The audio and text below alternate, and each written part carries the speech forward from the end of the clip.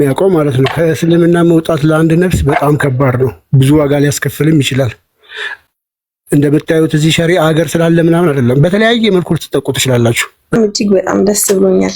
በእውነት ደስ ብሎኛል። እሺ በቤቱ ሁላችንን የሚያጽናን እላለሁ። እፎይ ደግሞ አመሰግናለሁ። መምሮችን በዚሁ ቀጥሉ። እግዚአብሔር ጽናቱን ብርታቱን ይስጣችሁ ላለውኝ እንዲሁም ያረፈደባችሁ ደግሞ እንዳይረፍድ መልክቴ ነው። አመሰግናችኋለሁ። ሁላችሁን እወዳችኋለሁ። እናመሰግናለን። ሶፊያ ሚስራ እጅ አለው ግን ልትፈልግበት እኮ ነው። አለው እጅ አለው። በሐቂቃው ግራና ቀኝ የሆነ እጅ አለው። ከምንም የማይመሳሰል እጅ አለው ከፍጡራኖች። ምክንያቱም እሱ ከፍጡራኖች ይመሳሰላል ብዬ ጠየቁ። ሳቢር ራስ እየተመሳሰለብህ እየተቸገርክ ነው እጅ ስትል ገና። ምክንያቱም እጅ እሺ ማንንም አይመስል እጅ አለው ግራና ቀኝ የሆነ እግርስ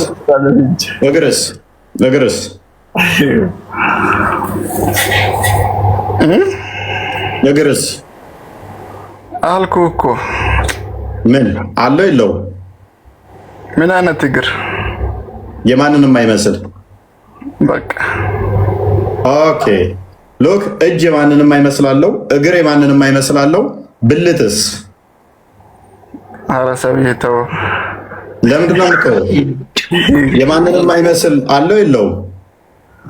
የለም እንደዛ ነገር። እጅ ያኔ ብልት ያለው ለማን ነው? ለኢየሱስ ክርስቶስ ነው ወይንም ለወልድ ነው እንጂ ቆይ እግር ካለው እጅ ካለው ባት ካለው ፊት ካለው ጆሮ ካለው ወገብ ካለው ብልት ከሌለው ብልት የሌለበት ምክንያት ጀስቲፋይ አድርግልኝ። አሁን ብልት የለውም ስትል ማስረጃ። ምክንያቱም እሺ አለው ስትል አንተ መረጃ አንተ አለው ስትል ይሄንን በአንተ አምሮ ሳልከው እንጂ መረጃ ካለ አምጣ እስቲ። ብልት የሚል መረጃ ራሱ ማለት ነው። እግርና እጅ ከሰጠው በኋላ እግርና እጅ አካላቶችን ከሰጠው በኋላ ብልት የለውም ያልክበት ምክንያት ምንድን ነው? ነገርኩህ እኔ መጀመሪያ ይሄን ሳታመጣ በፊት ይሄን እንደምታመጣ አውቃለሁ። እንዴ ታውቃለህ? እንደዚህ ስለምትል እንደዚህ ከሆነ እንደዚህ መሆን አለበት። ይሄ ደግሞ ያንተ አምሮ ነው። ከጊዜ በኋላ ያሰብከው እንትን ተፈጥረህ ይሄንን የምትስልበት ስል ስትራግል እያደረክ እንደሆነ ስትራግል እያደረክ ነው። ተረጋጋና ውሃ እየጠጣ ላላ ውሃ ያስፈልገኝ እንዳንተ ውሃ አልጠጣም። አላህ ያጸደቀውን ታጸድቃለህ አይደለ? ያጸደቀውን አጽድቃለሁ፣ ያላጸደቀው አላጸድቅም። እንደዛ ነው። ኦኬ ያልተናገረውንስ? አልኩህ እኮ የጸደቀው ማለት ምንድን ነው? የተናገረው ነገር እኮ ነው። ስለዚህ ያጸደቀውን አለው ትላለህ። አለኝም የለኝም ያላለውንስ? አልልም። እንዴት እላለሁ? እሱ የተናገረኝ ምን ትላለህ? ቆይ የለኝምም አለኝምም ያላለውን ምን ትላለህ? ምንም አልልም ስለሱ ምንም። ጎበዝ። ብልት የለኝም ያለበትን ቦታ አሳየኝ እስኪ። እሺ አለኝ ያለበትን ቦታ አሳየኝ አንተ ደግሞ። ስለዚህ ብልት የለውምም አለውም አትልም። ዞሮ ዞሮ አለውም ሊኖረውም ይችላል ልትና። ምክንያቱም በተመሳሳይ ምን ጠይቃለሁ? ጭንቅላት ጠይቃለሁ። አምላክ ጭንቅላት አለው ነው? አልኩህ እኮ መጀመሪያ ይሄን እንደምትጠይቅ አውቃለሁ። ሰማህ? ቆይ አምላክ ጭንቅላት አለው የለውም? አምላክ ጭንቅላት እግር አለው ጭንቅላት አለው የለውም? የምታመልከው አካል ኦፎይ ትክክለኛ ጥያቄ። ምን አይነት ጥያቄ ነው የምትጠይቀው? እንዴት እንደምጠይቅ አውቃለሁኝ። እግር ታመልካለህ፣ እግር አለው አምላክ የምታመልከው። ባት አለው ታመልካለህ። ጭንቅላት አለው ወይ? አሁን ማን ነው እንደዛ ብሎ አስተማረው? እንዳንተ እግር ታመልካለህ እጅ ታመልካለህ ብሎ ትምህርት ያንተ ፍልስፍና ነው ወይስ እንዴት ነው? እናመሰግናለን። አታመልካቸውም? ፍልስፍና ነው ወይ? አታመልከውም? ኧረ ተው ይሄንን ብቻ ንገረኝ። ታመልካለህ አታመልከውም? በደንብ አስተውሉ። አላህ እግር አለው ብሎኛል፣ እጅ አለው ብሎኛል። የምታመልከው እግርና እጅ ጭንቅላት አለው ወይ ብዬ ስጠይቀው ማን ነው እግርና ጭንቅላት እጁን ታመልካለህ ያለህ ይለኛል። ስለዚህ አላህን አያመልክም። የሰውዬ እግሩን አያመልከውም፣ እጁን አያመልከውም፣ አይመለኩም ማለት ነው ያለ አካላቶች። ቴንኪው። ጭንቅላት አለ የለውም? ምን አይነት ጭንቅላት? የማንንም አይመስል። የማንንም አይመስል ማለት የራሱ ጭንቅላት እፎይ አሁን አንድ ቃል ብቻ ላውራ። ጥያቄውን መልስ። ምክንያቱም የትም እንደማታመጥ ታውቀዋለህ። ዋብያ እንደመሆነ አታሪ እንደመሆነ የሚታይ ፓርቲ ያለው አካል ካጸደቅ ወዲያ ብልት አላጸድቅም ማለት አትችልም። የለውም ብለህ በኮንፊደንስ መናገር አትችልም።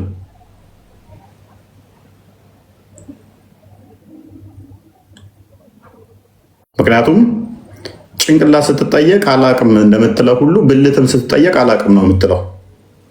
ከሶስት አንድ ነው የሚሆነው። አምላክህ የሚታይ ነው፣ ግራቀኝ ያለው ነው፣ እግር እጅ ያለው ነው። ብልት ካለው የወንድ ከሆነ አንተ ነው፣ የሴት ከሆነ አንቺ ነው። ሁለቱንም የለውም ካልክ ደግሞ ስልብ ወይንም ደግሞ የተሰለበ ጀንደረባ ነው። ከሶስት ውጭ የሚሆንበት ቻንስ የለህም። ወይን ስልብ ነው፣ ወይን ወንድ ነው፣ ወይን ሴት ነው። ከዚህ ውጭ ያለ የአንተ ቅረጻ እኮ ነው። በራስ አእምሮ የቀረጽከው ቅረጻ እኮ ነው። የፈለሰፍከው ፍልስፍና ነው እንጂ እኔ አይደለሁም የፈለሰፍኩት። ላላ እሱ አምላክ ስለ ራሱ እጅ አለኝ ብሎ ከተናገረ እጅ አለው ብለህ ነው የምታምነው እንጂ እንደዚህ ነው ወይ ብልት ነው ወይ ጣት ነው ወይ አጥንት ነው ወይ እሱ መፈልፈል ምንድን ነው? ቁርአን ላይ እኮ ያልተነገራችሁን አትጠይቁት። ያልተነገረ ነው። አይ ነው ስለ አምላክ እንዳትጠይቁ ትከፍራላችሁ።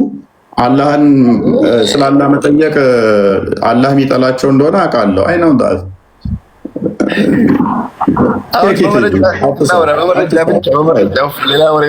እየተቃጠለ አትሳቅ። እንዴት እንትን ማለት እንዳለብኝ ስለማት ማለት ነው።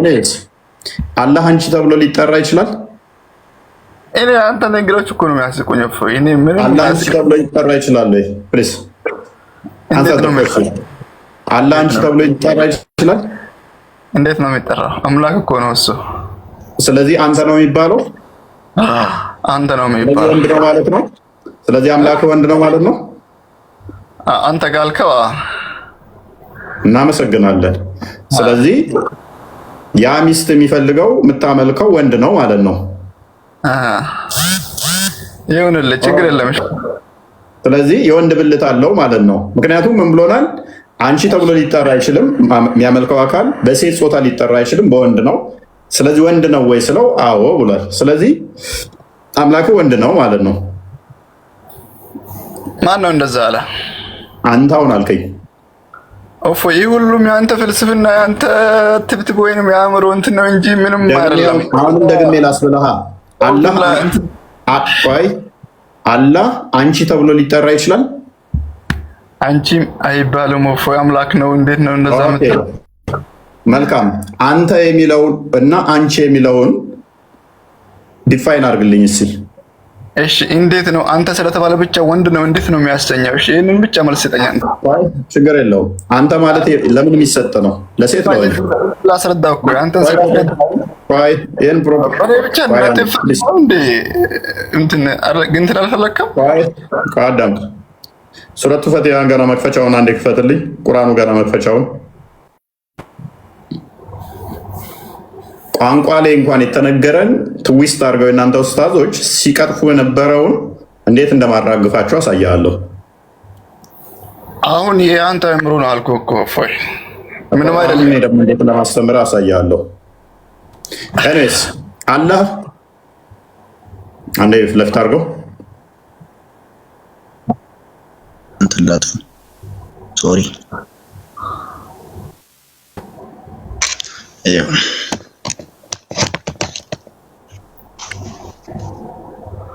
ቀጥሉ። ኦኬ በል በአላህ ስም እጅግ በጣም ሩሩ በጣም አዛኝ በሆነችው ማለት ትችላለህ ወይንስ በሆነው ነው የሚባለው? አይችልም፣ አይቻልም። በሆነችው ብትል ምን ችግር አለው? ስለላለ ነው። ኦኬ ከፍ አድርገው። ምስጋና ለአላህ ይገባው የዓለማት ጌታ ለሆነው ለሆነችው ማለት ይቻላል? ለሆነችው ማለት ትችላለህ? አይቻልም። እንዴት ነው የሚቻለው? አይፈቀድም። ኦኬ መልካም።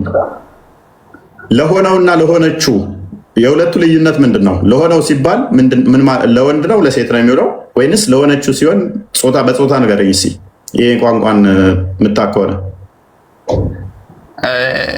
ምንድን ነው አልከው? እስቲ ድገምልኝ።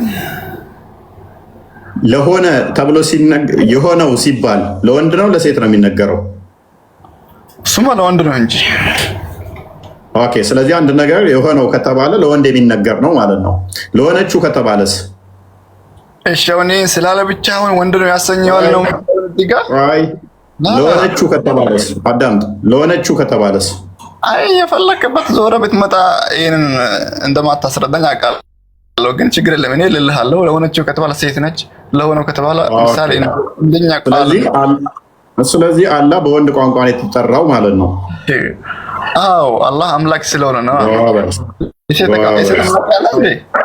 አይ አዳምጥ ሳቢር፣ የእናንተ ኡስታዞች እንደዚህ የቋንቋን እኛ ምን እናምናለን? ይሄንን አርጊው ላይ አድርግ አይደለም፣ እንደ ትልቅ አርጉመንት አይደለም። ይሄን የጠየቁ ገና ሳቢር፣ ይሄ እንዲሰራ ተባለ ኮንክሉዥን እየሰራሁብህ አይደለም። እኔ እንደናንተ ኡስታዞች ዳም የሆነ ደደብ እንደንቆሮ ስላልሆንኩኝ ማለት ነው። ኧረ ተው ተው ሳቢር፣ ቢ ፔሸንት። እኔ እንደነሱ መሀይም ስላልሆንኩ እንደዚህ ቆርጬ ችናይ እንደዚህ አይነት አሁን ቅድም አንተ የሆነው ሲባል ለወንድ ነው የሆነችው ሲባል ለሴት ነው እንዳልከኝ፣ ከዛ አላህ የሆነው ተብሏል አልኩና ከዛችን ቆርጬ ይኸው አላህ ወንድ ነው የሚል ኮንክሉዥን አልሰራብህም። ምክንያቱም የቋንቋን ውስንነት ስለማምን አንዳንድ ቋንቋዎች መሸከም የሚችሉት ሁለት ጾታን ይሆናል፣ ወይም በሴትኛ ወይም በወንድ። ስለዚህ የኛ ለምሳሌ መምህር ዶክተር ዘበነ ለማ ሲያብራራ ፈጣሪ ሲገለጥ ለምሳሌ በወንድኛ ሲገለጥ አባታችን ፈጣሪ እንትን ሲባል አንተ ተብሎ ሲባል ቋንቋው ድክመት ስላለበት አንተ ሲል የጾታ ነው። አንተ የሚለው ወንድን የተሸከመ ነው፣ የወንድን ሪፕሬዘንት የሚያደርግ ነው። ፈጣሪ በባህሪ እኛ ላይ እንዳለው ጾታ ወንድና ሴት ላይ ኖሮ ሳይሆን ከቋንቋው አንጻር አንተ ተብሎ ይጠራል፣ በጾታ በቋንቋው አንጻር ይጠራል ብሎ ሲል ይኸው መምህር ዘበነም ጾታ አለው ብሏል ብለው የአንተ ደንቆሮ ኡስታዞች ሞክስ ያደርጉ ነበር፣ መሀይም ስለሆኑ ማለት ነው። ስለዚህ ከቋንቋ አንጻር እንደዛ ከሆነ አንተ ማሳደቡ ይሻላል። አይ ይህ ስድብ አይደለም፣ ባህሪያቸውን መግለጽ ስድብ አይደለም፣ ባህሪያቸውን ነው። መሀይምነታቸውን ኦዲየንስ በደንብ እንዲያውቁ መሀይምነታቸውን በደንብ እንዲያውቁ ነው። ስለዚህ ቁርአኑ ስንገባ ዘሆል ምን አለ? አንተ፣ አላህ፣ አለ፣ እርሱ የሚሉ ቃላቶች አሉ። እርሱ፣ አንተ እንዲህ የሚሉ ቃላቶች የወንድን ሪፕሬዘንት የሚያደርጉ ቋንቋ ናቸው። እንደ ሴቷ ሲሆን ደግሞ እሷ፣ አንቺ ምናምን የሚሉ ቃላቶች የሚመጡ ናቸው። በዚህ ሎጂክ ትሄዱና አሁን ኦኬ መምህር ዘበነ እንደዚህ ብለዋል፣ መምህራኖቹ እንደዚህ ብለዋል ብለው እንደቀጠፉት፣ ስለዚህ ይሄ እናንተ ጋር አለና እንዴት ታደርጉታላችሁ? አላህ አንቺ ተብሏል ይጠራም፣ አንተ ተብሏል የሚጠራው። ስለዚህ ጾታ አለው ማለት ነው። እኛ ብዙም ችግር የለብንም። እግዚአብሔር አንቺ ቢባልም ማለትም ስላሴ ለምሳሌ ቅድስት ስላሴ ተብሎ ይጠራል። ቅድስት የሚለው ሴት ጾታ ነው፣ ፌሚኒያን ነው። ስለዚህ እግዚአብሔር ልክ እናት ልጇን እንደምትንከባከበው፣ እንደምትጠብቀው፣ እንደምትጋርደው፣ እንደምትንከባከበው በፌሚኒያን ሊነገር ይችላል። ቅድስት ስላሴ ብለን እናምናለን እኮ እኛ። ቅድስት የሚለው የሴትኛ ጾታን የሚጠቁም ስለሆነ ያው አምላክ ጾታ አለው ብለን አንልም። አንተ ስንል ለእግዚአብሔር እርሱ ፈጠረን ሰራን ስንል በወንድኛ ስለተናገርን ሰውኛ ቋንቋን ስለተጠቀምን እንጂ በባህሪ ፈጣሪ ጾታ ኖሮት ብለን አናምንም። ቋንቋው ከመሸከሙ አንጻር የተነገረን ዘው ኡስታዞቻችሁ በዚህ መጠን የሚያጮሁት ከሆነ እናንተ ጋር ይሄንን አፕ ላይ ብናደርገው እንዴት ታዩታላችሁ ነው? እንዴት ታዩታላችሁ? የኛ አባቶች በዚህ ላይ በደንብ ምላሽ አላቸው። በደንብ ሁሉም በሚባል ከማውቀው ድረስ ሁሉም አባቶች ቸርች ፋዘርስ በዚህ ላይ የጠራ ምላሽ አላቸው። ለምሳሌ ዮሐንስ አፈወርቅ እግዚአብሔር ሲምፕል ስለሆነ ፓርቶችም ስለሌሉት ይላል፣ መንፈስ ስለሆነ ጾታ ለእሱ አይነገርም ብሎ አስቀምጦታል። እሺ አንዴ ላውራኝ ነው። ቀጥል። አሁን አንተ እዚህ ጋር ብቻ አርህማኑ አልአርሽ ስተዋ ወይንም እነኒ አነ አላህ የሚል ብዙ አለ። በምሳሌ በቁርአን እኔ ነኝ አላህ እኔ አምላክ ነኝ የሚል ብዙ ቁርአን ጥቅሶች አሉ። ብቻ ማለት ተፈለከው እንደዚህ ስላለ ብቻ አላህ ጾታ አለው ለዛም ጾታ ወንድ ነው ለማለት ነው። ይህ እንግዲህ የማይወስድ ነው። እንዴት ነው ይሄ ማለቱ የወንድ አምላክ ነኝ ለማለት እንደማይወስድ እነግርሃለሁ። ምሳሌ የሆነች ድንጋይ ለአንተ እንደ ቃል ነው የሚጠቀም። ለዚህ ጋር ትልቅ ድንጋይ አንተ ተገቢ ነበር ያቺ ድንጋይ አትልም። ትልቅ ስለሆነች ብቻ ያቺ ያ ድንጋይ ነው የምትለው። ያ ድንጋይ ደግሞ ጾታ አለው ማለት ነው። እንደዛ ከሆነ ይሄ እንደ እግር መንገድ ተጠቀምኩት እንጂ አላህ እንደዚህ ስላለ ብቻ ጾታ አለው ልትል ማስረጃ ሲኖር ነው እንጂ እንደዚህ ብሏል ብቻ መረጃ ያኔ ጾታ አለው ብለህ ልትወስን አያስችልም። አመጣላለሁ። እኛ እኮ ነገርኩ ከቋንቋ አንፃር ለምሳሌ ከቋንቋ አንፃር ይነገራል። በጾታ ጉዛኖቹ ራሱ በአማርኛው ሊጠራ ይችላል። እሱን እናምናለን እኮ ከጾታ ሪፕሬዘንት በሚያደርግ ጉዛኖችም ሊጠሩ ይችላሉ። እሱ ችግር የለብንም። እኔ ቅድም ብያለሁ፣ እዚህ ላይ ትልቅ ሙግት የለኝም፣ ግን ወደፊት እመጣበታለሁ። ይህንኛው ከቋንቋ አንጻር እንዲመጠራቱ ላይ ብቻ ሳይሆን በደንብ እንዲቴል አሳያለሁ። ይህንን ለምን መሰለ እንደ ኤግዛምፕል የተጠቀምኩት በደንብ አስተውል። ጤናማ አይምሮ ስላለ እንደዛ ስለተስዳው ማለት ነው። ይህንን ያነሳውልን እንደ ኤግዛምፕል ነው፣ ገና እንደ ኤግዛምፕል ነው ያነሳውልን። ከዛ በኋላ ጾታ ግን ለአላህ እኔ እንደሚኖረው አምናለሁ። ምክንያቱም ለምን መሰለ ሊታይ በሚችል ቪዚብል በሆነ ሁኔታ እግር እጅ ካጸደክ በኋላ በደንብ አስተውል። የሚታይ ግራ ቀኝ ያለው ፊቷ ላይ ያለው ፓርቶችን ካጸደክ በኋላ ብልት የለውም የምትልበት ምንድነው? እሱ መስፈርት በአንተ ጭንቅላት ስለዋለርገት መልሰዋል። አንዴ እኔ አሁን ብልት ለፈጣሪ አንድም አይገባም ስል ፈጣሪ ሲምፕል ነው የአካላቶች ስብስብ ድምር ውጤት አይደለም ብዬ ስለማምን የሚታይ ወሉ ከእያንዳንዱ ፓርቶች ጋር የተለያየ የነኛ ድምር ውጤት ነው ብዬ ስለማላምን ነው። አንተ ግን የአካላቶች የፓርቶች ስብስብ ነው ብለህ እያመንክ የሚታይ እንደገናም ደግሞ እንትን ያለው ድንበር ያለው ጫፎች አሉት። ጣቶቹ መጨረሻ ያለው ጣቱ እጁን ያልሆነ ጣቱ ተእጁ ላይ የተገጠመ እግሩ እጁን ያልሆነ የተለያዩ መዋቅሮች እስከሆነ ድረስ እሱም የሚታይ እስከሆነ ድረስ ግራ ቀኝ ያለው እስከሆነ ድረስ የለውም ብልት ስትል ለምንድን ነው? ይህንን መልሰው ሲ አሁን አንተ እንዳልከው ይሄንን እጅ ስላለ እግር ስላለ አይን ብቻ ምናምን ስላለ የግድ ብልት ይኖረዋል ነው የምትለው አንተ። እኛም ደግሞ ምንድን ነው የምንለው? እሱ በአንደበቱ እኔ እጅ አለኝ ካለ አደም ዐለይሂ ሰላም በእጆች ፈጠርኩት አለ እንጂ እግር አለኝ አለ እንጂ ይህ ብልት አለኝ አላለም። ምንድነው ለይሰ ከሚስሊሂ ሸይኡን ወሁወ ሰሚዑል በሲር ይላል።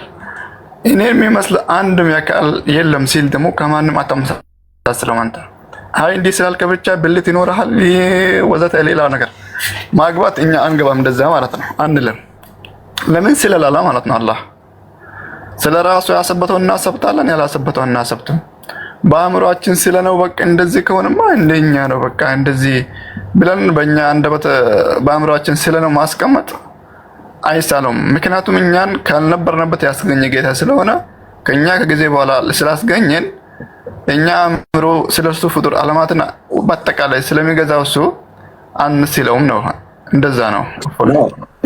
እሺ አሁን በደንብ አስተውል። አሁን የጠቀስከውም ጥቅስ አይረዳህም።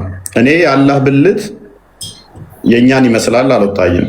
ሜቢ ትልቅዬ ሊሆን ይችላል፣ ትንሽዬ ሊሆን ይችላል። እግር አለው ስትል የእኛን አይመስልም እግሩ እንዳልከው ሁሉ ጣቶች 5 አሉ ስትል 5ቱ ጣቶች የእኛን እንደማይመስሉት ሁሉ ሁለት እጅ ግራና ቀኝ አለው ስትል እጁም አይመስልም እንዳልከው ሁሉ ባት አለው ስትል ባቱ የእኛን አይመስልም እንዳልከው ሁሉ ሁለት እግር አለው ስትል እግሩ የእኛን አይመስልም እንዳልከው ሁሉ ብልቱም የእኛን ላይመስል የሚችል ሊኖረው ይችላል።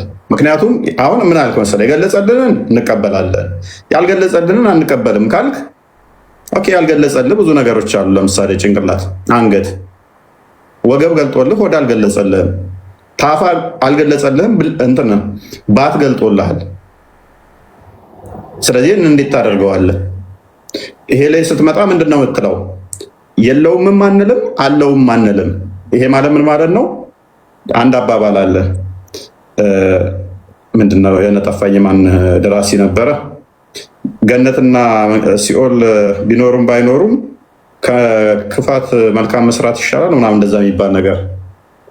ከበደ ሚካኤል። ስለዚህ ትሄድበታለህ ታላቁ። ምንድነው እሱ? የለም ብዬ ከሚኖር የለም ብሎ ሰውየው ካለ ሲኦል ሊገባ ነው። አለ ብሎ ደግሞ ካሌለ ልፋት ሊሆንበት ነው። እንደዛ ነገር ነው። አሁን የእናንተ አቂዳችሁ እንደዛ ነው። ዲሌማ ውስጥ ያለ ዝም ብሎ ብዥታ ውስጥ ያለ የለምም አንልም አለምም አንልም ዝም እንላለን። ብልት ጋር ሲመጣ ግን የለም የምትልበት ቫሊድ የሚያደርግ አርጊመንት አይኖርህም። ምክንያቱም ለጭንቅላት የለውምም አለውምም ማትል ከሆነ ካልነገረሃላ ብልት ጋም ደግሞ ዝም ነው የምትለው ማለት ነው። ልክ ታፋው ላይ ዝም እንዳልከው ኤኔስ ታላቁ እንኳን ደህና መጣህ። እሺ ምን መሰለህ አሁን ያልከው ነገር ምን መሰለህ? ብልት ካለ የሚያስፈልግ ነገር አለ ታውቃለህ። እግር ካለ የሚያስፈልግ ነገር አለ ወንድማችን ሳቢር። እግር ካለ እግር አለው ስትል አሁን አስፈላጊ እንትንን እያነሳ ነው። ብልት ካለው የግዴታ ወሲብ እሺ፣ ቀጥል፣ ችግር የለውም። እሺ አሁን ምሳሌ አንተ ሊኖረው ይችላል፣ ያኔ ይኖረዋል እንደምትል ነው። ይኖራል ስትል ደግሞ አላህ ብልት የሆነ አንተ ምሳሌ እኛ የሰው ልጆች ብልት አላቸው፣ ከዛ ግብረ ስጉርኛ ታደርጋለህ። አላህ ደግሞ ከእንደዛ አይነት ነገር የጸዳው ነኝ ስላለ ብልት አለ ማለት ደግሞ ሁሉም ሰው እንደማያውቀው ነው። ስለዚህ ያ ነገር ስለሆነ አላህ ደግሞ ከእንደዛ አይነት ነገር የጸዳው ነኝ እኔ ሁሉን ነገር በማድረግ ላይ ቻይ ነኝ ስላለ ደግሞ እሱ የለውም ከነዛ አይነት ነገር የጸዳ ነው።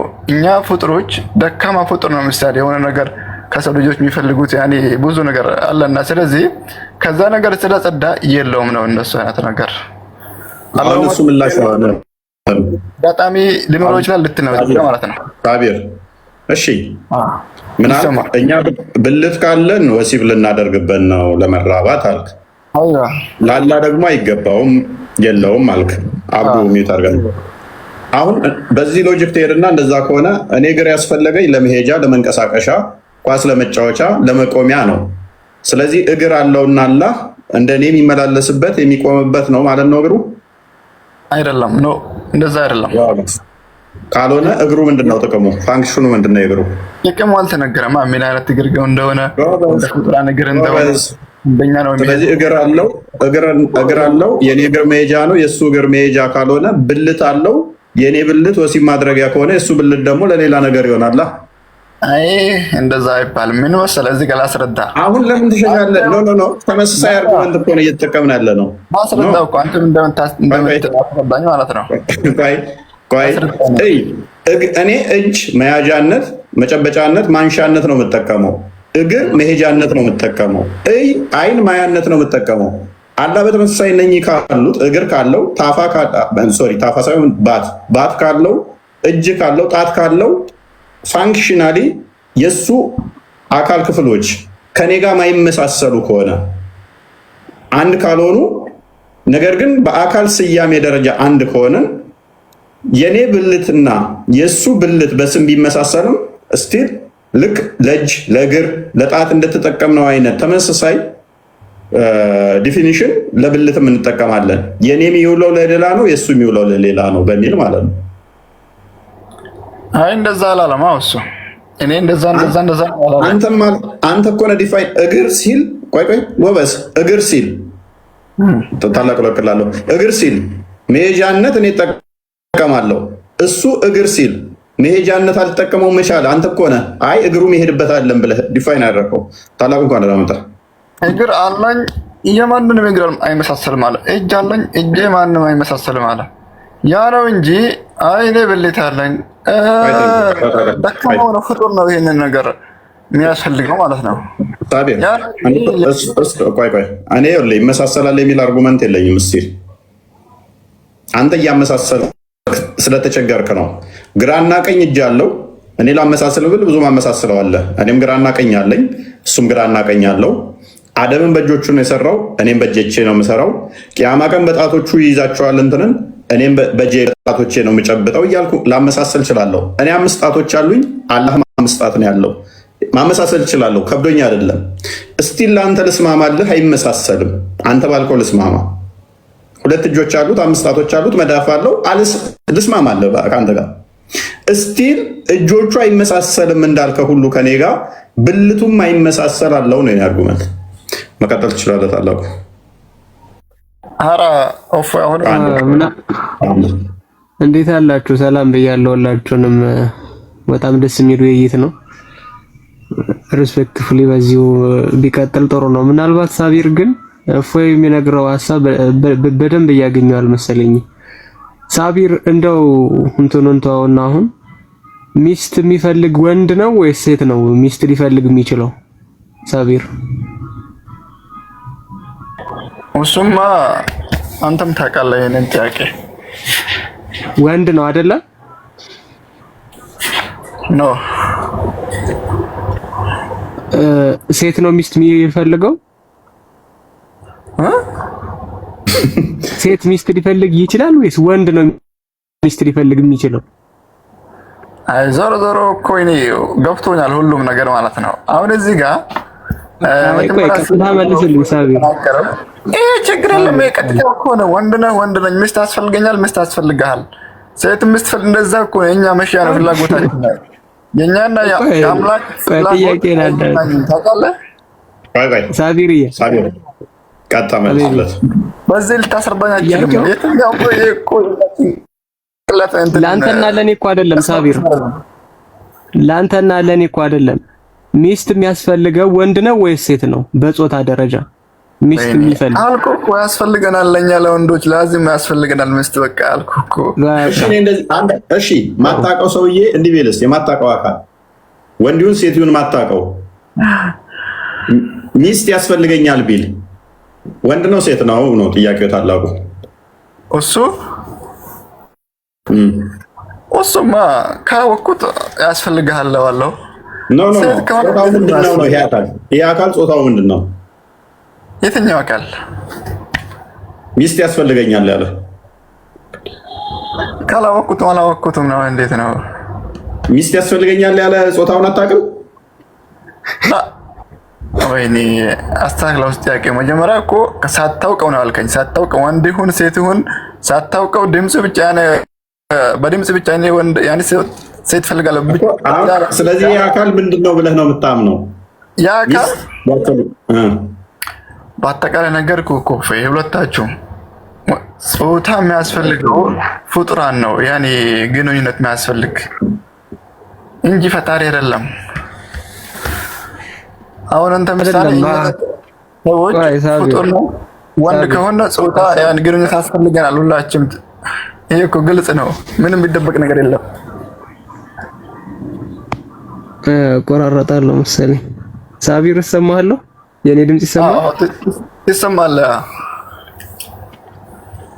ሰውየው ማን ነው ሳይሆን ጥያቄው ምን መሰለ፣ አሁን ሰውየው ከበደ ሊሆን ይችላል፣ ጫላ ሊሆን ይችላል፣ ገብረመድህን ሊሆን ይችላል። ሰውየው ማን ነው እኮ አይደለም ጥያቄው። ሚስት የሚፈልገው የዛ ማንነቱ ሴት ሊሆን ይችላል። ሴት ሚስት ሊፈልግ ይችላል። ሴት ሆኖ ወንድ ይፈልጋል፣ ወንድ ሆኖ ሚስት ይፈልጋል። እንደዛ ነው። ኤግዛክትሊ ጎበዝ ልጅ። ስለዚህ ሚስት ከፈለገ ምንድነው ማለት ነው? ሚስት ከፈለገ ወንድ ነው ማለት ነው። በቃ ምዕራፍ 6 ቁጥር 101ን ክፈትልን ቁርአን ላይ የቤት እንስሶች ምዕራፍ ጨረስን ማለት ነው። ወንድ መሆኑን ተማመንን ማለት ነው። አላህ አይደል? እንኳን ደስ አላችሁ። አሁን ሚስት ፍለጋ ሄዱ።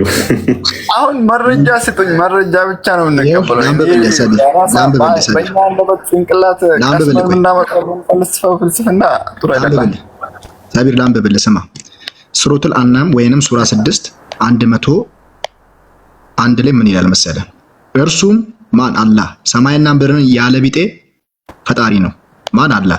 ለእርሱ ሚስት የሌለችው ሲሆን እንዴት ለእርሱ ልጅ ይኖረዋል? ልጅ የሌለው ሚስት ስለሌለው ነው። ያ ማለት ሚስት ፈላጊ ነው፣ ግን ጾታ ወንድ መሆኑ እዚህ ጋር ያረጋግጥልናል። ነገሩን ሁሉ ፈጠረ እርሱ ነገሩን ሁሉ አዋቂ ነው ይላል።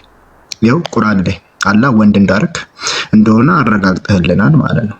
ትይዩ አይ ደግሞ ቆይ ደግሞ አሁንም ሴት መሆኑን ደግሞ ላሳየው።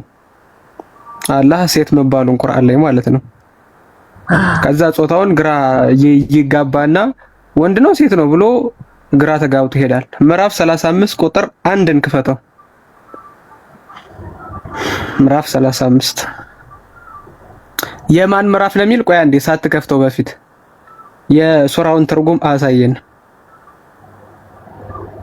የማን ምዕራፍ ይላል? ሳቢር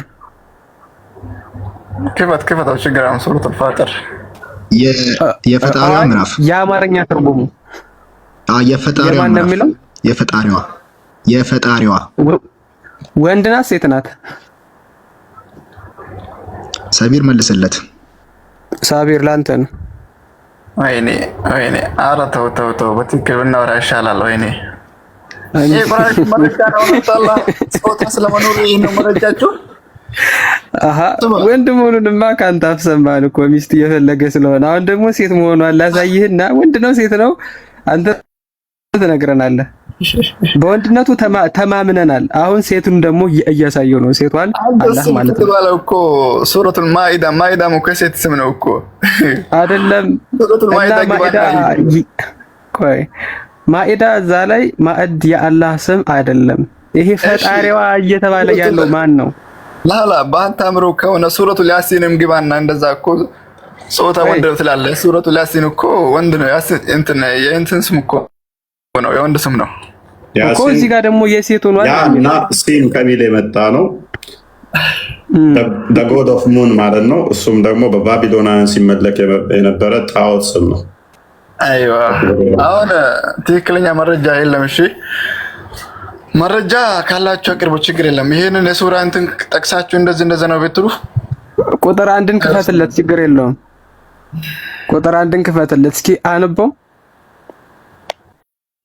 አይ ቆይ አረብኛውን ነው የምታረግለት። ኦኬ እሺ ምን ይላል አረብኛው?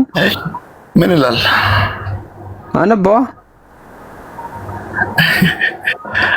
አልሐምዱሊላሂ ፋጢሪ አሰማዋቲ ወልአርድ ይላል አይደለ? ፋጢሪ ማለት ምንድነው? ፋጢሪ ማለት ነው። እሺ ትርጉሙ ፈጣሪቱ ማለት ነው። ሴት ናት። ይቺ ሴቷ ደግሞ ማናት ይላል? አላህ ነው ይላል እዛው ላይ። እዚህ ጋር ለኔ ነው መጣለኝ ደግሞ መረጃ ምንድነው የሚለው? ቀጥታ ለፈጠረ እኮ ነው። ፋጢር ማለት እኮ ሰማያትና ምድር ለፈጠረ እኮ ነው። ወይኔ ለፈጠረች ነው። አማርኛ ላላ የሴት አንቀጽ ነው። ከዛ ውጪ ከፋር ጎንደ ላይ አማርኛው እና ንበውስ አማርኛው አንተ እዚህ ጋር አረብኛው ትንሽ ስለማታውቀው በደንብ አማርኛው እና ንብኛ የሴት ስም ነው ስላልኩ ማለት ነው። አይ ቆይ ችግር የለውም። ይሄንን ብቻ ሳይሆን ተሸውዳል ወላሂ። እዚህ ጋር የሚለው ላስረዳ። ምስጋና ይገባው ሰማያትና ምድርን ለፈጠረው ጌታ ነው የሚለው፣ ሌላ ምንም አይደለም። አማርኛውን ከፈለክ ማንበብ ትችላለህ። ለፈጠረችው ነው። ለፈጠረችው አይደለም ምዕራፍ ነው የሚለው ራሱ። እሺ አሳየኝ። አማርኛ ነው የሴት ነው ፋጢር የሚለው። ፋጢር ማለት እኮ መፍጠር እኮ ነው። ለፈጠረ ማለት እኮ ነው። ለፈጠረች ነው ለሴት ነው። አልሐምዱ ለአላህ ነው፣ ያኔ ለአምላክ ነው። ሊላሂ ለአላህ። ፋጢር ማለት እኮ መخلቅ ነው ማለት እንትን በአማርኛ ትርጉሙ። ወይኔ አዎ መخلቅ ነው። እኔም እሱን ጠየቁ። ግን ያ ኻሊቁ ወንድ ነው ሴት ነው? ኻሊቁ አምላክ ነው። እሱ አምላክ ነው። ጾታ ወንድ ነው ሴት ነው? አምላክ ነው አልኩ እኮ። ወራላሽ በቃ ቀጥልሽ ፎይ። አዎ ኦፎይ ተሳስተዋል ልጁ ማለት ነው። አማርኛ አንብበው መጀመሪያ። ፋጢር የሚለው ለፈጠረችው አይልም ለፈጠረው ነው የሚለው። ፈጣሪዋ ነው የሚለው። ምዕራፉ እኮ አስቀምጦልሃል እኮ ፈጣሪዋ ነው። አማርኛ ውስጥ ከፍ አድርገው ምን እንደምናየው ወላሂ አሁኑ ሱራ ያው ይታያል እኮ። ኧረ ወላሂ ትልቅ ስህተት ነው። ያውኑ ህዝብ ይፈርዳል። ወላሂ ሬስ ቆይ ሳቢር ኦቨርኦል የምንስማማው እኔ እናንተ እግር እጅ ታጸድቃለህ፣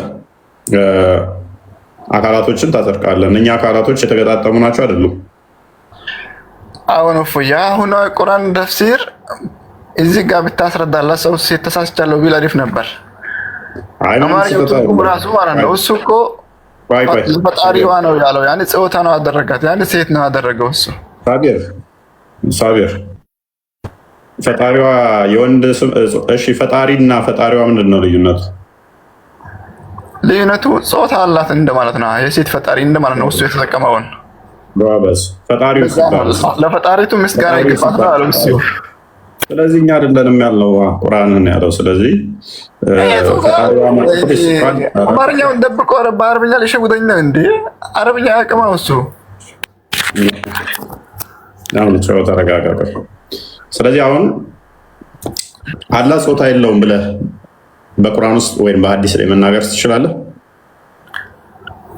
ያልተናገረህን ነገር መናገር አችልም። በአጠቃላይ ስለዚህ የለውም ማለትም አትችልም ማለት ነው። ከእንደዛ አይነት ነገር ደግሞ የጸዳ ነው በቃ። ኦኬ ጭንቅላትስ? ጭንቅላት የሚባል ነገር የለውም። እናመሰግናለን። ጭንቅላት የሚባል አለ የለውም? እግርስ? መጀመሪያ የተጠቀሙ ተስማምቻለሁ። ጭንቅላት የሚባል አለ የለውም? እግር አለው የለውም? አለ እግር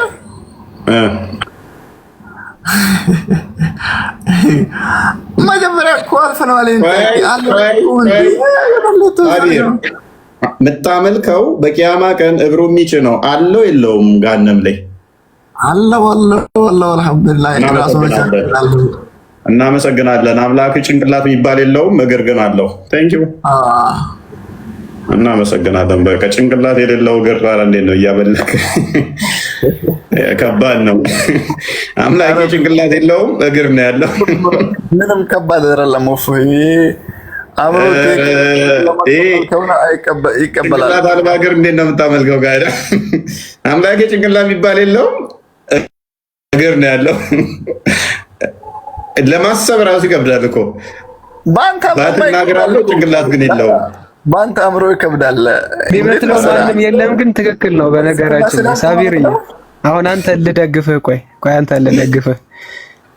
የሚመስለው ማንም የለም የሚባል ትክክል ነው። ምክንያቱም ጭንቅላት ሳይኖረው እግር ያለው ምንም ነገር ስለሌለ የሚመስለው ማንም የለም። በቃ ትክክል ናችሁ። እዚህ ላይ ብልት የሆነ ነገር ምናምን ደካማ ፍጡር ለሆነ ለኛ ለሰው ልጆች ነው ይሄ። ምኑ ነው አምላክ የሚሆነው? እሺ ብልት ካለው አምላክ ነው ይባላል? አዳምጣ። ጭንቅላትም እኮ በቃ ለደካማ ፍጡር አድርገህ እግር ግን ሰጠኸው። እግር ከሰጠኸው ምንም እኮ እንትና የምትለው ነገር የለም። ለምሳሌ ጎርጎርዮስ ዘዝናዙ እንደዚህ ይላል። For the Father and the Son and the Holy Spirit are names of different kind.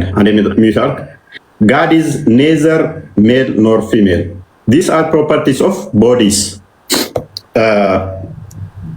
ለፈጣሪ ወንድም ሴትም ተብሎ አይነገርለትም።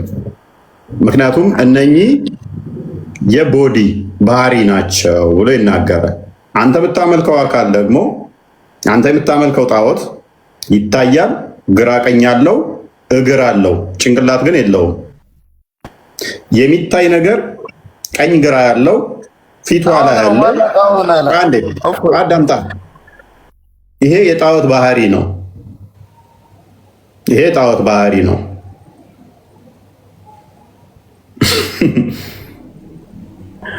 ስለዚህ እያመለከው ያለው ጣዖት ጭንቅላት የሌለው ብልትም ከሌለው ስልብ ነው ማለት ነው። እግር ብቻ ነው እያመለክ ያለው። እነኛ ሁለቱ እግሮች እንደዚህ የተገጣጠሙ ናቸው። ቆይ ባት አለው፣ እግር አለው፣ ታፋስ አለው የለውም? ታፋ አለው የለውም? አይዋ ታፋ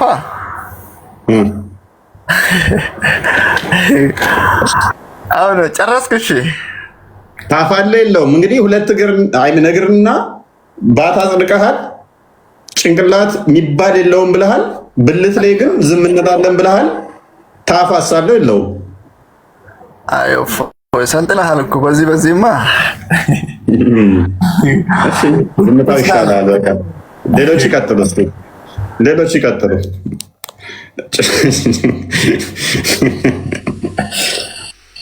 ጠይቅ ሶፍ ምንድን ነው እኔን ብቻ መጠየቅ ነው እንዴ? እኔ እኮ መለሱ ከላስ በኋላ ላይ ትጠይቃለች። ኧረ ተው ሊወጣ ነው። ተው ጥያቄ አስጠይቀኝ።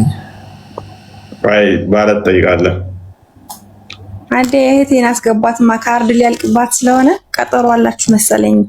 ራህመት ጋር አስገባልኝ። ማን? ራህመትን አሁን የወረደችው ልጅ አስገባት። ገብታ ነበር ወጣች። እሺ ላኪዋት። ካርድ ሊዘጋባት ነው ሌላ ቦታ ስለሆነች።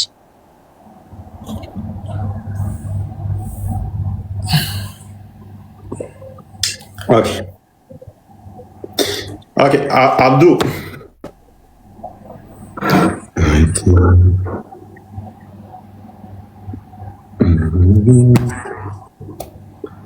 እፎይ ጥያቄ ሳልጠይቅ ልውጣ። በቃ እኔ በኋላ ላይ ተመልስና ናሽ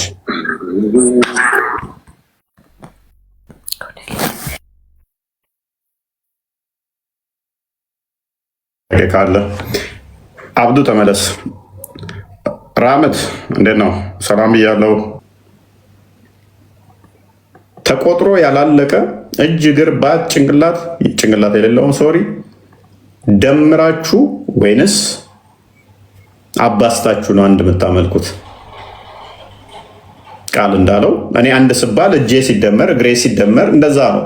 ማንንም አይመስልም ካላችሁ እግሩ ማንንም አይመስል ከሆነ እጁ ማንንም አይመስል ከሆነ በትኗቸዋ። እግሩ አንድ እጁ ሁለት ብላችሁ ነው መቁጠር ያለባችሁ። አሌስ እንደኔ ተደምረውና እግሬ እኔ ላይ የተገጠመ እጄ እኔ ላይ የተገጠመ ስለሆነ እግሩንም እጁንም ደምረህ አንድ ትላለህ። የሚያሳዝነው ግን ጭንቅላትና አንገት ከሌለው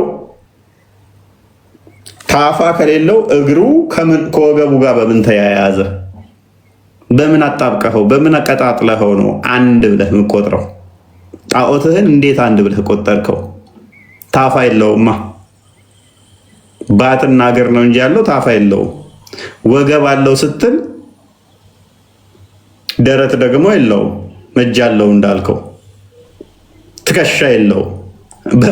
በምን አጣበቃቸው? ካላጣበቃቸው ደግሞ እንዴት ብለህ እንድትለዋለህ?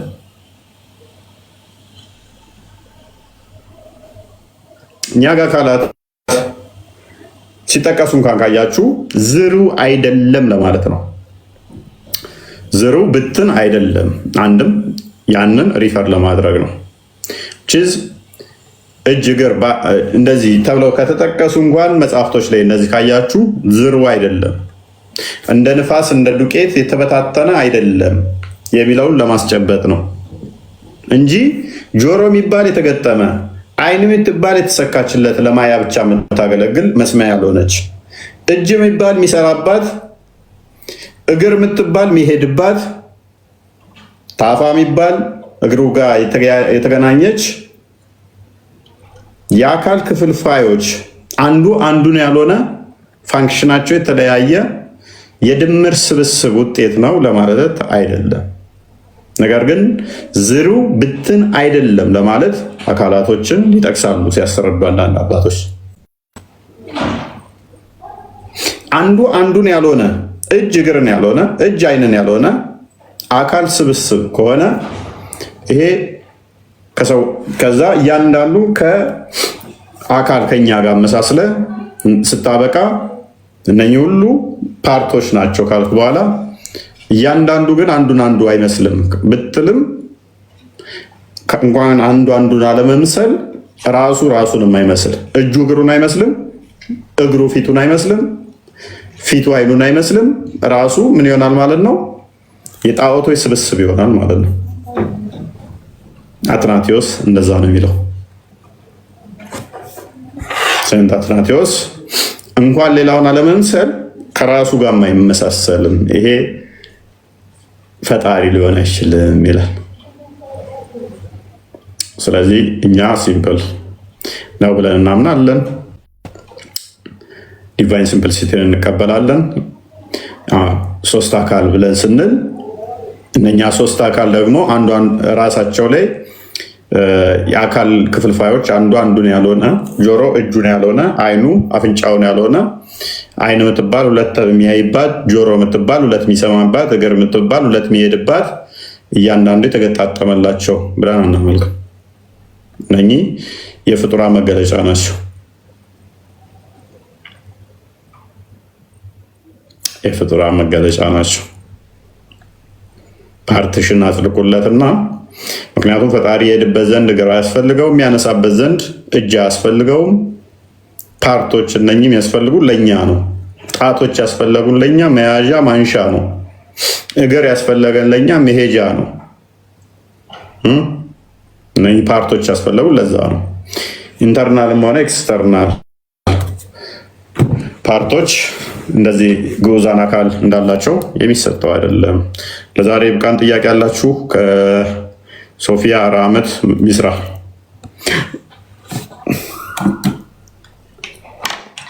እሺ ወንድማችን በርታ እና አመሰግናለሁ። እኔ እንኳን የለኝም፣ ትንሽ እረፍት ላድርግ። ደህና ደሩ። በርታ፣ በዚሁ ቀጥልበት። በአንተ ብዙዎቻችን ነቅተናልና በርቺ፣ ጸሎት አድርጊ። አዲስ የክርስትና ህይወት ስለሆነ ፈተናዎች ሊኖር ይችላሉ። ጠንከር ማለት ይኖርብሻል። በርቺሽ፣ እግዚአብሔር እርዳሽ። እሺ፣ ደህና ደሩ። እሺ፣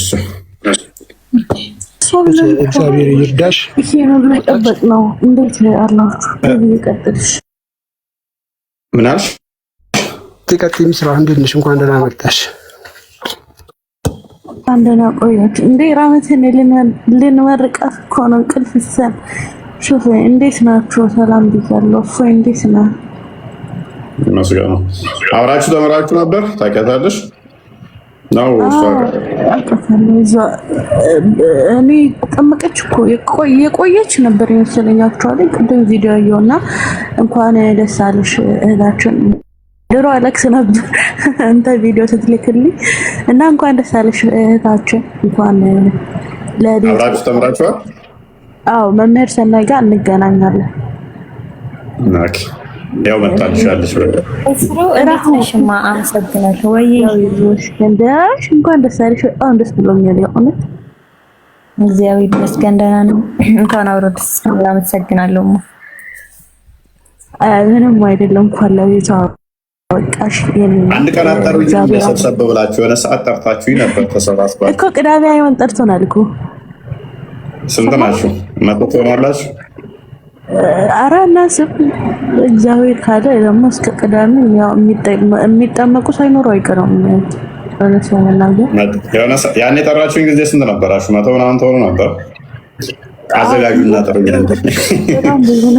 ተመቼ ይመጣለሁ ስለማይመቸኝ ራህመትዬ፣ እንኳን እግዚአብሔር አምላክ ለደጁ አበቃሽ። እግዚአብሔር አምላክ ጸንተን የምንኖርበት ያድርገን እና እንኳን ደስ ያለሽ። እውነት በጣም ደስ ብሎኛል። በጣም ማለት ነው። እና ወገኖቻችንን አስቡበት። እግዚአብሔር አምላክ ልቦና ይስጣችሁ። ምንም ማለት አያስፈልግም። ያው ጭንቅላት ብቻ ነው ያስፈልጋችኋል እና አስቡ። ቪኒያችን እንዴት ነው? አበባ አልሰጠኝም። ስንት መከራ ቪኒ ዛሬ ጭንቅላት ነው የሚያስፈልገው ስትይ ነው አላ ጭንቅላት እንደሌለው ትዝ ሲለው ጊዜ ጭንቅላት ነው የሚያስፈልገው፣ ማሰብ ያስፈልገዋል ማለት ነው። እና መምህራችን አንተን በጣም እናመሰግናለን። በጣም ለማንም መምህር አይደለው መምህር ሰናይ ነው ያስተማሩት። ፍዳ እያበላችሁ እሳቸውን። በነገራችን ራመት እንኳን ከዛ ከባርነት የአላህ ባሪያ ከመባል የእግዚአብሔር ልጅ ወደ መባል እንኳን አበቃሽ፣ እንኳን ወደ ብርሃኑ መጣሽ ለማለት እወዳለሁ። በዚህ አጋጣሚ ግን ለራመትም ለሌሎችም ለምትመጡ ክርስትና ማለት ያው የሚጀመር ሳይሆን የሚጨረስ ህይወት ነው። የምትጨርሱት ነው። እስከ መጨረሻው የምትጸኑበት ነው። እግዚአብሔር በቤቱ ያጽናችሁ። ለዛ ደግሞ ትጋት ይፈልጋል። ጌታችን መድኃኒታችን ኢየሱስ ክርስቶስ እንደተናገረው ክርስትና ማለት የሚወደኝ ቢኖር መስቀሉን ተሸክሞ ይከተለኝ ያለው። ከእስልምና ስም ብዙ ነገር ልታጭ ትችላለሽ፣ ብዙ ነገር ያሳጣሻል። ብዙ ፈተናዎች ይገጥሙሻል። በነዛ ሁሉ መከራዎች ውስጥ በጽናትና በትጋት ማለፍ ግድ ይላልና ክርስትና ለየት የሚያደርገው ይሄ ነው። ስትመጪ አሁን እዚህ ጋር ቸብ ተደርጎ ወይ ደግሞ እንትን ተብሎ የሚሰጥሽ ምንም ነገር የለም። ወይ ገንዘብ አይሰጥሽ፣ ወይ ሱቅ አይከፈትልሽ፣ ምንም አይሰጥሽም። ግን አንድ ትልቅ ስጦታ አለ፣ እሱም የዘላለም ሕይወት ነው። ይህን የዘላለም ሕይወት ደግሞ ጠብቀሽ ማቆየት ደግሞ አንቺ እንትን ይሄን ማንም ሊሰጥሽ በምድር ላይ ማንም ሊሰጥሽ የማይችለው ትልቁ ስጦታ ነው። በእስልምናው በኩል ካየሽ ብዙ ነገሮች በቃ ቤተሰብ እንደዚህ ያደረገሽ ብዙ ነገሮች ይደረጋሉ አይተናል።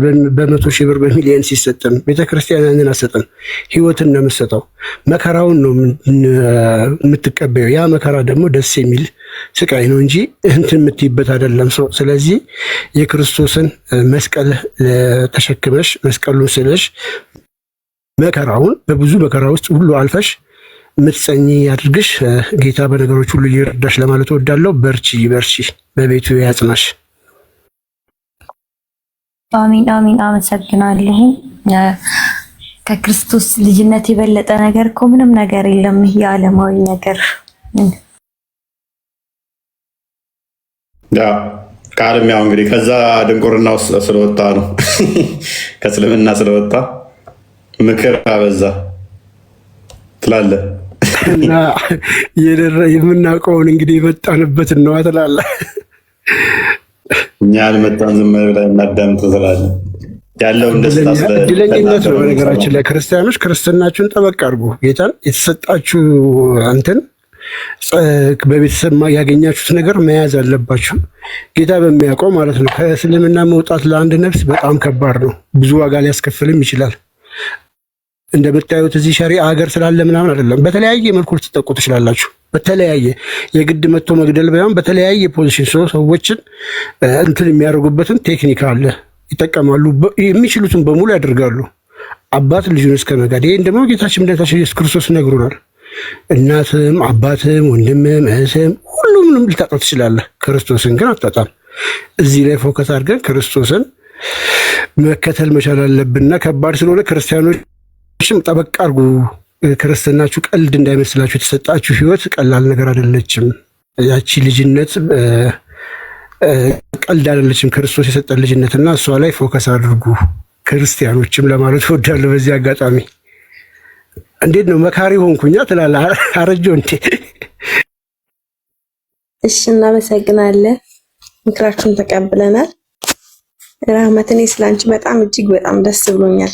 በእውነት ደስ ብሎኛል። እሺ፣ በቅድም ካርዲ ሊያልቅ ነው ስትይ እንትን ሳትይ ልትወርጅብኝ ነው ብዬ ነው እየሮጥኩ የመጣሁ እና በጣም እጅግ በጣም ደስ ብሎኛል። እሺ፣ እናመሰግናለን ስለምክራችሁ። እሺ፣ እግዚአብሔር በቤቱ ሁላችንን የሚያጽናን እላለሁ። እፎይ ደግሞ አመሰግናለሁ። መምሮችን በዚሁ ቀጥሉ። እግዚአብሔር ጽናቱን ብርታቱን ይስጣችሁ እላለሁኝ። እንዲሁም ያረፈደባችሁ ደግሞ እንዳይረፍድ መልክቴ ነው። አመሰግናችኋለሁ። ሁላችሁን እወዳችኋለሁ።